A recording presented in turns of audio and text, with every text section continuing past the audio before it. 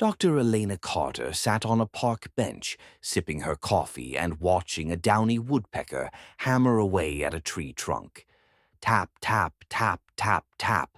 The tiny bird didn't seem to mind the relentless impact. "How is it not giving itself a concussion?" she murmured to herself. "Good question," came a voice from beside her.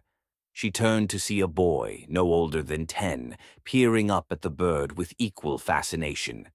Elena chuckled. "Well, I'm a scientist, and I study things like this. Want to help me solve a mystery?" The boy's eyes lit up. "Like detectives?" "Exactly," she said.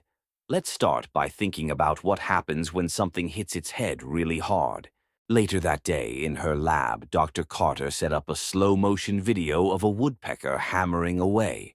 The boy, whose name was Alex, leaned in close. "Whoa, look at its head," he exclaimed.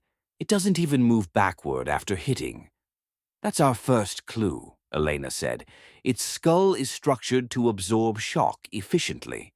She pulled up a diagram. "See this?"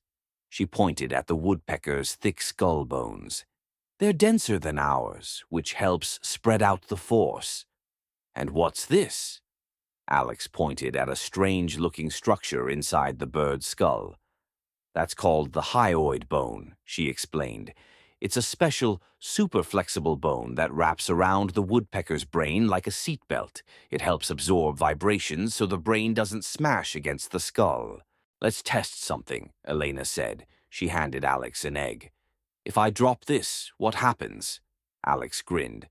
"It cracks." "Right. But what if we wrap it in a soft cushion?" She wrapped the egg in layers of sponge and rubber bands. "Now, drop it." Alex did, and the egg bounced harmlessly. "Whoa, so the woodpecker's hyoid bone is like the cushion?" "Exactly. And there's more.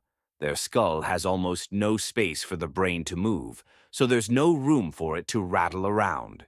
Elena showed Alex another video, zooming in on the woodpecker's beak. "Notice how the upper and lower parts don't hit at the same time?" Alex squinted. "Yeah, the top part hits first." "That's right. That slight delay spreads out the force even more. And they also have a third eyelid that closes just before impact to protect their eyes from flying debris and pressure changes." So, thick skull, shock-absorbing bone, a beak that spreads the impact, and a special eyelid. That's a lot of protection. "That's why they don't get concussions," Elena said with a smile. Back in the park, Alex watched the woodpecker again with new appreciation. "Nature's like a genius engineer," he said. Dr. Carter laughed. "It sure is.